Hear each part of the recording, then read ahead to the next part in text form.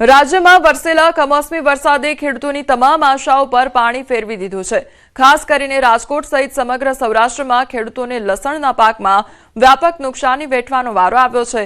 રાજકોટ ગ્રામ્ય, લોધિકા, પડધરી અને ગોંડલ જેવા તાલુકાઓમાં જ્યાં લસણનું મોટા પ્રમાણમાં વાવેતર કરવામાં આવ્યું હતું, પરંતુ તૈયાર થયેલા પાક પર જ માવઠું પડતા ખેડૂતોની મહેનત પર પાણી ફરી વળ્યું છે। હાલ તૈયાર થયેલો પાક હાથમાંથી જતા જગતનો તાત ભારે ચિંતામાં મુકાઈ ગયો છે। ગઈકાલનો વરસાદ રાજકોટ પંથકમાં આફત બનીને વરસ્યો છે। જે ઉત્પાદનમાં જેમાં સૌથી વધુ ખર્ચ થાય તે આ લસણ અત્યારે જે છે એને મોટા પ્રમાણમાં નુકસાન થયું છે। બેડી, રતનપર સહિતના ગ્રામ્ય વિસ્તારોમાં લસણનું મોટા પ્રમાણમાં વાવેતર થતું હોય છે અને અત્યારે આ લસણના હાલ જોઈ શકો છો। આ લસણનો પાક છે તે તૈયાર થઈ ગયો હતો, તેમની કાપણી પણ થઈ ગઈ હતી। અત્યારે ખેતરમાં પણ જે લસણનો પાક છે તે જોઈ શકો છો કે તૈયાર થઈ અને હવે માર્કેટિંગ યાર્ડ સુધી પહોંચી એટલી જ વાર હતી। આ વખતે ભાવ પણ પ્રમાણમાં સારા મળે છે, એટલા માટે કે ખેડૂતોને પણ આશા હતી કે આ સારા ભાવ મળે છે તો તેઓ જે છે એ આમાંથી સારી કમાણી પણ કરશે, પરંતુ ક્યાંક ખેડૂતોની આ આશા પર અત્યારે પાણી ફરી વળ્યું છે। જેમનું ખેતર છે આપણે એમની સાથે વાત કરીશું। કેટલા વીઘામાં લસણ વાવ્યું? 8 વીઘામાં। અને અત્યારે શું પરિસ્થિતિ છે? અત્યારે પરિસ્થિતિ હવે કાંઈ હાલ નબળી પરિસ્થિતિ લાવ કાંઈ ભોગાય નથી, આમાં બધું પૂરું સાફ થઈ ગયું। કયો તો હાલે કાલે વરસાદ આવ્યો, એવો વાવાઝોડું વરસાદ જો ના નજર અમે છે, આમાં અમારે કેવી રીતે ભેગું કરું? લસણ અમારા ગામમાં મેજોરિટી ઘણું વવાય છે। લસણ પ્લસ ઘઉં છે, ચણા છે, જીરું છે, બધામાં 100% નુકસાની છે। અને બીજા નંબરમાં એવું છે જ્યાં લસણ છે એ સૌથી ખર્ચાળ પાક છે, સૌથી વધુ ખર્ચો આમાં કરવો પડે છે। હવે આ અમારે કાપણી કરવાની તૈયારી હતી અને આ વરસાદ આવી પડ્યો છે। હવે જ્યાં લસણ છે એ જેમ દિવસો જતા જશે એમ કાળું પડી જશે, એટલે જે ઉત્પાદન છે એમાં 50% તો અમારે ફેંકી દેવાનું જ રહેશે। બાકીનું જે પલરેલું રસ છે એ અમે યાર્ડમાં લઈને જશું એટલે એનો પૂરક ભાવ મળશે નહીં। લસણમાં અંદાજે એક વીઘે તો 20,000 જેવો ખર્ચો થાય છે। આમ તો ઘણી પ્રમાણમાં મારી લસણ તો છે પલળી ગયું છે, પણ આમ બધું તો ન આવે, પણ એટલે ખર્ચાળ છે। અને પ્લસ એમાં એવું છે કે હવે આ બધું અમારે જાત મહેનતમાં માણસો ઓછા પડે, અમે આધુનિક ખેતી કરતા હોય એટલે માણસોનો જે વ્યવસાય અમે બીજા મજૂર હારે ભાગીદારી કરી હોય।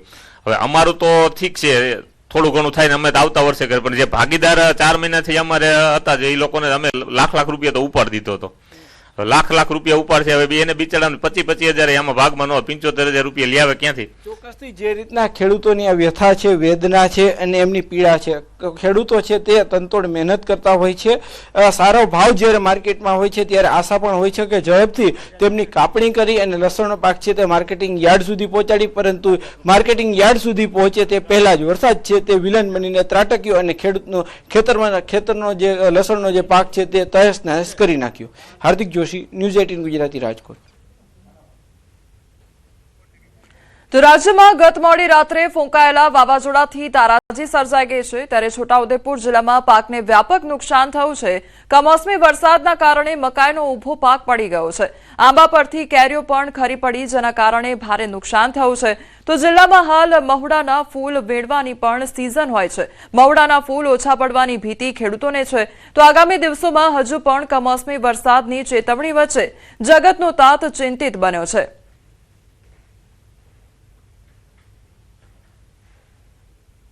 બોટાદ જિલ્લામાં નુકસાનીનું માવઠું ત્રાટક્યું છે। જિલ્લામાં આવેલી આંબાવાડીઓમાં મોટું નુકસાન સર્જાયું છે, આંબાની વાડીઓમાં કેરીઓ ખરી પડી છે। ખેડૂત દિલીપ સાબવાએ વર્ણવી છે પોતાની આપવીતી।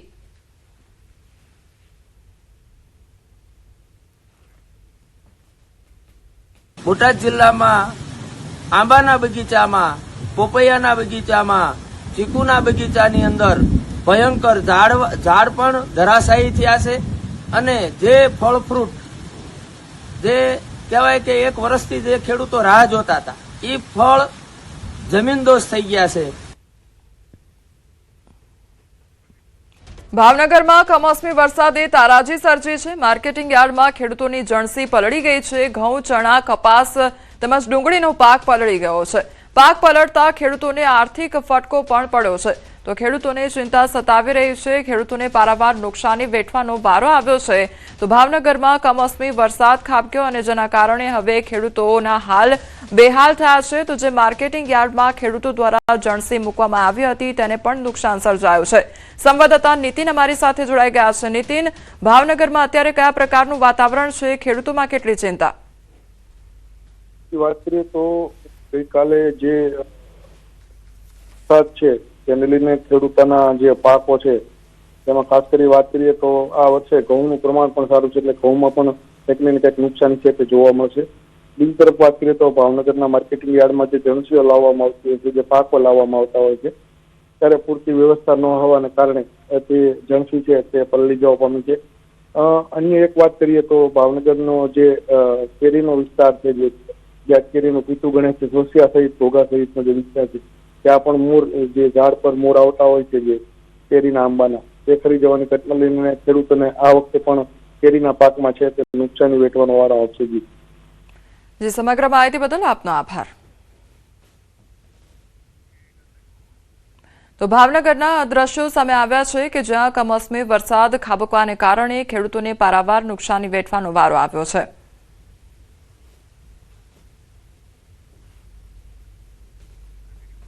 અમરેલી જિલ્લામાં ખાબકેલા કમોસમી વરસાદે વિનાશ વેર્યો છે. રીતસર જાણે કે મિની વાવાઝોડું હોય તેમ ભારે પવન સાથે ખાબકેલા વરસાદે જગતના તાતની ચિંતા વધારી દીધી છે. બગસરા પંથકના જૂના ઝાંઝરિયા ગામના ખેડૂતોને મોટા પાયે નુકસાન થયું છે. આ વિસ્તારમાં લસણ, તલ અને કલંજીનું વાવેતર મોટા પ્રમાણમાં છે, પરંતુ કમોસમી વરસાદે તૈયાર પાકને જમીનદોસ્ત કરી નાખ્યો છે. એક ખેડૂતે પોતાની વેદના કહેતા કહ્યું છે કે તેમણે 13 વીઘા જમીનમાં કરંજીનું વાવેતર કર્યું હતું, પરંતુ પાક ઘરે પહોંચે તે પહેલા જ બરબાદ થઈ ગયો હતો. ખેડૂતોની સાથે ખેતમજૂરો પણ પોતાની વેદના ઠાલવી રહ્યા છે. ઠેસર આગતા હતા, ઓશિતાનું આ ધબધબાટી બોલી ગઈ. આમાં તમે જોઈ શકો છો ચારોકોર પાથરા ઉડેલા પડ્યા છે. હવે આમાં અમે મજૂર અમે શું કરીએ? એમ ખેડૂતને તો સરકાર સહાય આપશે જ, કદાચ આપે તો 5 રૂપિયા આપે, અમને મજૂરને શું અમે ભાગમાં રાખીને બેઠા છીએ. અમને કઈ ઉપરથી કઈ સરકાર નથી આપતી કે નથી ખેડૂતે કઈ આપતા. પાક તૈયાર થઈ ગયા પછી મોએ આવેલો કોળિયો છીનવી લેવાની કુદરતને આદત પડી હોય એવી રીતે છેલ્લા 3 વર્ષથી સૌરાષ્ટ્રમાં માવઠાઓ થઈ રહ્યા છે. ગઈકાલે અમરેલી જિલ્લામાં જે રીતે માવઠું થયું તેના કારણે અનેક ખેડૂતો મુશ્કેલીમાં મુકાયા છે. ખાસ કરીને કલંજી, કેસર કેરી, ઘઉં, ચણા અને જીરું આ પાકને સૌથી વધુ નુકસાન થયું છે. પાક હવે નિષ્ફળ ગયો છે. મારી સાથે આ ખેડૂત છે ભાવેશભાઈ, જેમની આ કલંજીનો પાક છે. ભાવેશભાઈ, કેટલો પાક હતો, કેટલું ઉત્પાદન આવે એમ હતું, અને અત્યારે શું સ્થિતિ? ગઈકાલે જે વરસાદ આવ્યો એના કારણે શું થયું, આખી વાત કરો. આપણે 13 વીઘાનું વાવેતર કરેલું હતું કલંજીનું. હવે કુદરતની હિસાબે માવઠું આવ્યું એટલે 50% નુકસાની ઉપર છે, કેમ કે ઉપરનું ડોડી હતી બધી ખરી ગઈ, એમાં કોઈ લેવાનું નથી. હવે અટાણે સરેરાશ ભાવ આપણે 4045 હોય છે, પણ અટાણે માવઠાના હિસાબે પલ્લી જાય એના હિસાબે ભાવ ડાઉન થઈ જાય. એના ભાવ કેટલો થઈ જાય? અટાણા 2000 થી 2500 થઈ જાય. લસણ આપણે લસણની હુરી કરેલી હોય, પણ તમે જોઈ શકો અટાણે મારું ખેતર બીજે છે, પણ ત્યાં હુરી અટાણે હાવ પલ્લી ગઈ છે. એ છે કે અત્યારે જવાય એમ નથી. અટાણે રસ્તો બંધ છે, ઝાડવા પડી ગયા છે.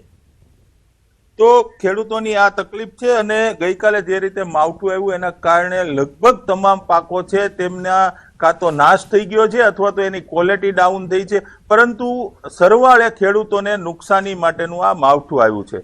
રાજન ગઢિયા, ન્યૂઝ 18 ગુજરાતી, અમરેલી.